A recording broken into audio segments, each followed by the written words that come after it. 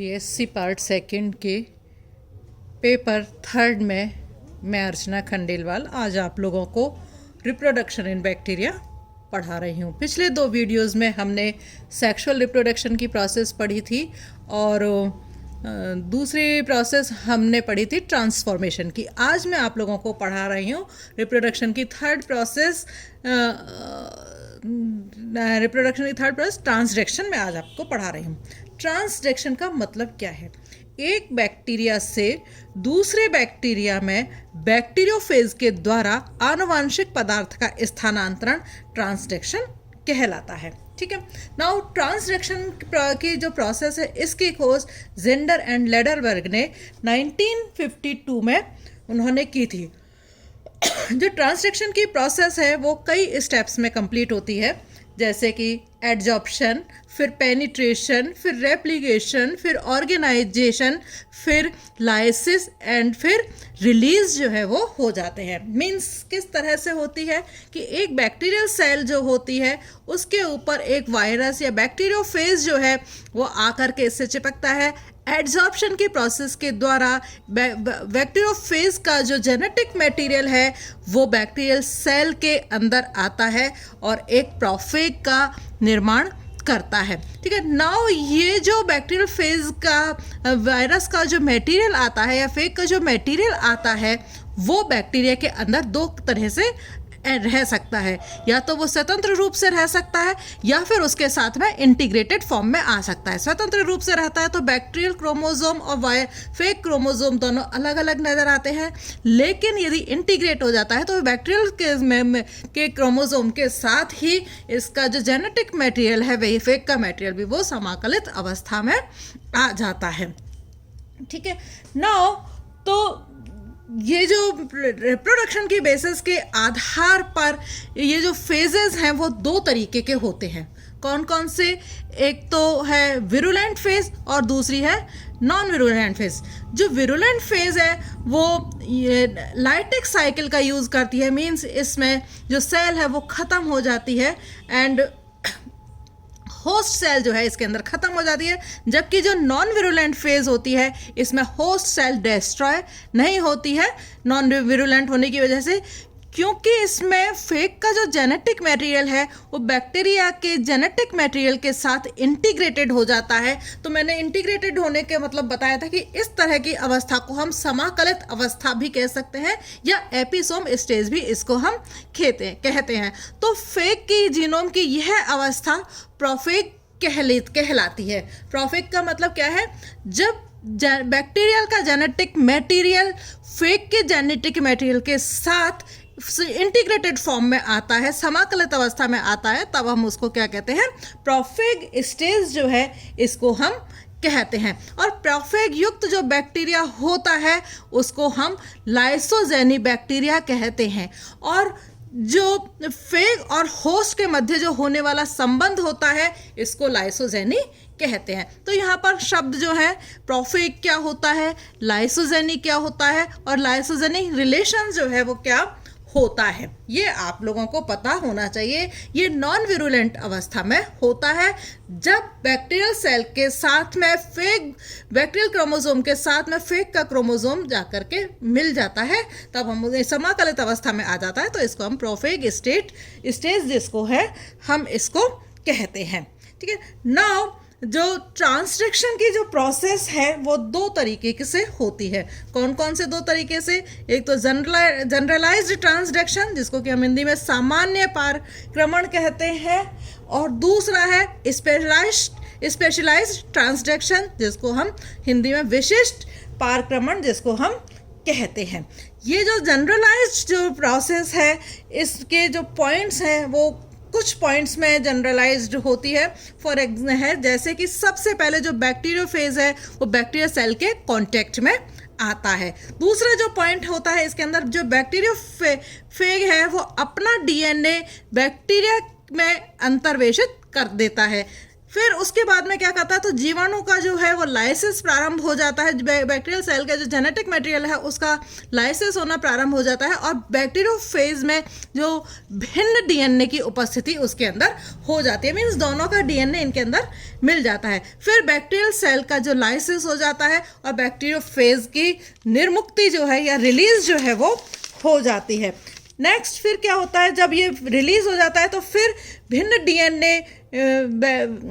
DNA वाला जो bacteriophage है वो दूसरा जो बैक्टीरिया है उसके ऊपर फिर इन्फेक्शन करता है, दूसरे बैक्टीरिया के ऊपर संक्रमण करता है और भिन्न डीएनए वाले जो बैक्टीरियोफेज से दूसरे बैक्टीरिया में डीएनए का अंतर्वेशन हो जाता है। एंड फिर फाइनली बैक्टीरियल सेल के डीएनए में क्लियरली चेंजेस जो है वो नज़र आते हैं। ठीक है, नाउ यहाँ पर बेसिकली ध्यान रहने वाली क्या चीज़ है कि बैक्टीरिया जो है यहाँ पर दो है, एक तो होस्ट बैक्टीरिया से शुरू होता है, दो बैक्टीरिया है, ये बैक्टीरियोफेज के साथ में पहले कांटेक्ट बनाते हैं और फिर उसके बाद में दूसरे बैक्टीरिया के अंदर संक्रमण फैला देते हैं। तो शुरुआत जो होती है, सपोज ये एक बैक्टीरियल सेल है, ये बैक्टीरियोफेज है, फेग है। ठीक है, बैक्टीरियोफेग का एडजॉर्प्शन के प्रोसेस के द्वारा जो जेनेटिक मटेरियल है वो किसके अंदर चला गया, वो बैक्टीरियल सेल के अंदर आ जाता है। ठीक है, नाउ ये जो बैक्टीरियल सेल का जेनेटिक मटेरियल है ये फिर डिसइंटीग्रेट हो जाता है और उसके बाद में डिसइंटीग्रेट होने के बाद में ये वापस से इनकी सिंथेसिस होती है, वापस से ये बनता है और बैक्टीरियल सेल का जो डीएनए है और जो बैक्टीरियोफेज का डीएनए है वो दोनों आपस में मिल करके असेंबली करते हैं और एक नए प्रकार का बैक्टीरियोफेज का निर्माण करते हैं। नए प्रकार के बैक्टीरियोफेज का क्या मतलब है, इस बैक्टीरियोफेज के अंदर जो डीएनए है इस बैक्टीरियोफेज के डीएनए से भिन्न होता है, क्योंकि इसके अंदर जो बैक्टीरिया का डीएनए था उसकी भी असेंबली इसके साथ में हो गई है। ठीक है, नाउ इसकी फिर वापस से लाइसिस होता है, ये रिलीज हो जाता है, टूटती है ये सेल, टूटने के बाद में ये जो बैक्टीरियोफेज मटेरियल है जेनेटिक है वो बाहर निकल आते हैं और फिर ये दूसरे जो बैक्टीरियल सेल है उसके अंदर इन्फेक्शन करते हैं। तो दूसरे सेल के बैक्टीरियल सेल के अंदर जब वो इन्फेक्शन करते हैं तो वो या तो स्वतंत्र रूप में उसके अंदर घुस आ सकता है, दूसरी सेल को किया है बैक्टीरियल सेल है, या तो वो स्वतंत्र रूप से रह सकता है या फिर वो उसके इंटीग्रेटेड फॉर्म के अंदर वो आ सकता है। ठीक है, तो जब स्वतंत्र रूप से रहता है तो उसमें जो जीन का जो ट्रांसफ़र है, अनसक्सेसफुल जीन ट्रांसफ़र इसके अंदर होता है। तो इस तरह के ट्रांसफ़र को जब अनसक्सेसफुल जीन ट्रांसफ़र होता है तो इसको हम कहते हैं अबॉर्टिव ट्रांसडक्शन, इसको हम कहते हैं। और यदि समाकलन हो जाता है, इसके साथ में जुड़ जाता है दूसरे बैक्टीरियल क्रोमोसोम के साथ में जो नया जो जीन है वो आकर के जुड़ जाता है तो इसको इंटीग्रेशन कहते हैं और इसको कंप्लीट ट्रांसडक्शन जो है हम कहते हैं। कहने का क्या मतलब है, जो नए बैक्टीरिया के बैक्टीरियल डीएनए वो बैक्टीरियोफेज के डीएनए के साथ में मिल जाता है तो इसको हम कहते हैं कंप्लीट ट्रांसडक्शन, और यदि वो नहीं मिलता है, स्वतंत्र अवस्था में रहता है, तब हम इसको कहते हैं अबॉर्टिव ट्रांसडक्शन जो है इसको हम कहते हैं। तो सामान्य स्थानांतरित जो डीएनए मटेरियल होता है यूजुअली 70 से 90% भाग जो है जीवाणु कोशिका के डीएनए के साथ समान कलित नहीं होता है, इंटीग्रेट नहीं होता है, मीन्स ये अलग अलग ही रहते हैं, स्वतंत्र रूप से होता है, लेकिन कुछ में ही कुछ के साथ ही ये जुड़ता है। मीन्स ज़्यादातर जो इनकी अभिव्यक्ति है वो स्वतंत्र रूप से ही होती है, मीन्स ये इनके साथ में समाकलित नहीं होता है। मीन्स कहने का क्या मतलब है, ये इनकम्प्लीट ट्रांसडक्शन जो है उनके अंदर रहता है, एबॉर्टिव ट्रांसडक्शन की जो है वो इनके अंदर ही रहता है। ना दूसरी की जो प्रोसेस है वो इसके अंदर वो अब हम पढ़ेंगे स्पेशलाइज्ड ट्रांसडक्शन। स्पेशलाइज्ड ट्रांसडक्शन क्या होता है, इसकी खोज जो है सबसे पहले मोर्स एंड एटियोल ने 1956 में की थी।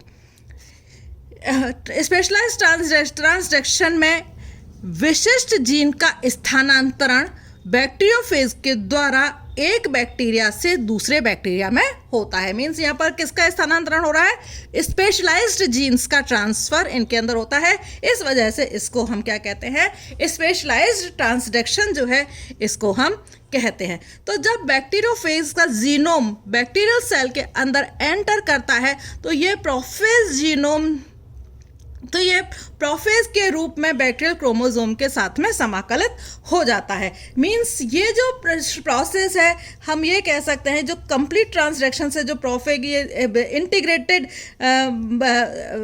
बैक्टीरिया बना है, इससे ये प्रोसेस जो है समाकलित अवस्था की प्रोफेग से यहाँ से शुरू होती है। ठीक है, तो ये प्रोफेग अवस्था है यहाँ पर। मींस बैक्टीरियल डीएनए और बैक्टीरियोफेज का डीएनए जो है वो आपस में एक दूसरे के साथ में ये जुड़े हुए होते हैं।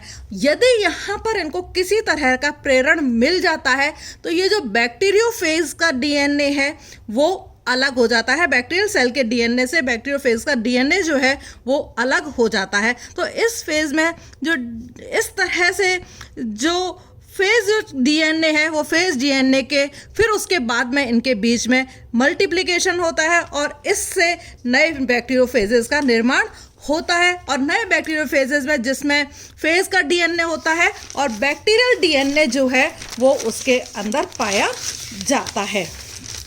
ठीक है, तो यह प्रोसेस जो है सामान्य रूप से डिफेक्टिव प्रकार का ये जो प्रकार का होता है और यह बैक्टीरियोफेज जो है किसी दूसरे बैक्टीरिया को संक्रमित कर सकता है। तो बैक्टीरियल डीएनए युक्त अपने डीएनए में बैक्टीरिया में ये जो होता है अपने दूसरे डीएनए के अंदर एंटर करवा देता है। जब ये बैक्टीरियोफेज किसी दूसरे बैक्टीरिया को संक्रमित करता है तो बैक्टीरियल डीएनए युक्त अपने डीएनए में बैक्टीरिया में एंटर कर देता है। नाउ डिफेक्टिव बैक्टीरियोफेज जो है बिना किसी सहायता के ये प्रजनन नहीं कर सकते हैं।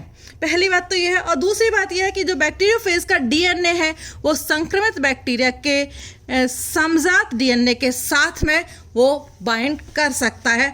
और कई बार क्या होता है जो होमोलोगस जीन्स होते हैं वो होमोलोगस जीन्स लोकस के मध्य जीन विन में भी इनके बीच में हो जाता है।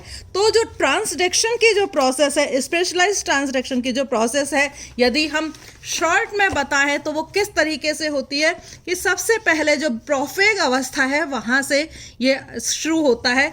मीन्स इसमें बैक्टीरियल क्रोमोसोम है प्लस जो वायरस का जो जेनेटिक मटेरियल है, फेग का जो जेनेटिक मटेरियल है ये इसके अंदर जुड़ा हुआ है। इसको हम क्या स्टेज कहते हैं? प्रोफेग इसको हम कहते हैं। और इस तरह की सेल को हम क्या कहते हैं? लाइसोजेनी सेल कहते हैं। और इस तरह की जो इनके बीच में जो संबंध है, फेग के और होस्ट के बीच में जो संबंध है, इसको हम लाइसोजेनिक रिलेशन जो है इसको हम कहते हैं। ना दूसरे पॉइंट में क्या होता है कि इसमें किसी भी तरह से इंडक्शन जब मिल जाता है तो ये जो बैक्टीरियल क्रोमोसोम है वो उससे वायरल डीएनए से अलग हो जाता है। ठीक है, तो ये क्या हो जाता है, ये डिफेक्टिव वायरस डिफेक्टिव वायरस है और ये वायरल डीएनए जो है इसके साथ में अलग हो गया। ना किसी भी प्रकार का प्रेरण मिलने की वजह से। नाउ जो फिर इसमें क्या है, रेप्लिकेशन की प्रोसेस होती है। मींस ये जो वायरल डीएनए है उनकी संख्या जो है इनके अंदर बढ़ती है। ठीक है, नाउ इनके बाद में ये जो वायरल डीएनए है इनका डिसइंटीग्रेट हो जाता है। वायरल डीएनए जो है वो इनके अंदर असेंबली होती है और ये वापस से बैक्टीरियोफेज जो है ये निर्माण हो जाता है। लेकिन इनके अंदर जो जेनेटिक मटेरियल है वो इससे अलग तरीके का होता है ना। फिर इनके बीच में बन जाता है, ये असेंबली होती है, फिर इनके अंदर लाइसिस होता है और इन्फेक्शन ये कर देता है। लाइसिस होने का मतलब है कि ये जो बैक्टीरियल सेल है, जो लाइसोजेनिक सेल है, ये कैसी हो जाती है, टूट जाती है। टूट जाने से ये सब क्या हो जाते हैं, फ्री हो जाते हैं। ये सब बैक्टीरियोफेजेस जो है वो सब फ्री हो जाते हैं और ये किसी दूसरी जो सेल होती है उसको इन्फेक्ट करने का काम करते हैं। तो जब ये दूसरी सेल के पास में इन्फेक्ट करने जाता है, किसी दूसरी बैक्टीरियल सेल के पास में इन्फेक्शन करते हैं, तो ये दूसरी बैक्टीरियल सेल है जिसमें नॉर्मल बैक्टीरियल क्रोमोसोम है और इनके अंदर जो है बैक्टीरियोफेज का जो क्रोमोसोम है वो इनके अंदर है। तो फिर क्या होता है, या तो इनके बीच में इंटीग्रेशन हो जाता है। इंटीग्रेशन का मतलब इस बैक्टीरियल क्रोमोसोम के साथ में ये जो फेग का जो क्रोमोसोम आया है वो उनके साथ में आकर के जुड़ जाता है, या फिर इनके बीच में क्रॉसिंग ओवर होता है बैक्टीरियल क्रोमोसोम के बीच में, बैक्टीरियोफेज के क्रोमोसोम के जेनेटिक मटेरियल के बीच में, इनके अंदर क्रॉसिंग ओवर होता है और जो होमोलोगस जीन्स हैं वो एक साथ में आ जाते हैं और इस तरह से इनके बीच में जो क्रॉसिंग ओवर की प्रोसेस है वो हो सकती है। तो लाइसिस होने के बाद में जो बैक्टीरिया है वो इन्फेक्शन वो दो तरीके से कर सकता है, या तो वो क्रॉसिंग ओवर की प्रोसेस हो सकती है या फिर उनके साथ में ये इंटीग्रेशन हो जाता है। तो इस तरह से जो ट्रांसडक्शन की प्रोसेस है वो पूरी होती है। मींस वो जो एक बैक्टीरिया है वो पहले एक बैक्टीरिया को यहाँ पर इन्फेक्ट करता है, लाइसिस होने के बाद में फिर ये दूसरे बैक्टीरिया को इन्फेक्ट करता है, जिसमें कि या तो क्रॉसिंग ओवर हो सकता है या फिर इंटीग्रेशन की प्रोसेस जो है वो दोबारा से इनके अंदर हो सकती है। Thank you.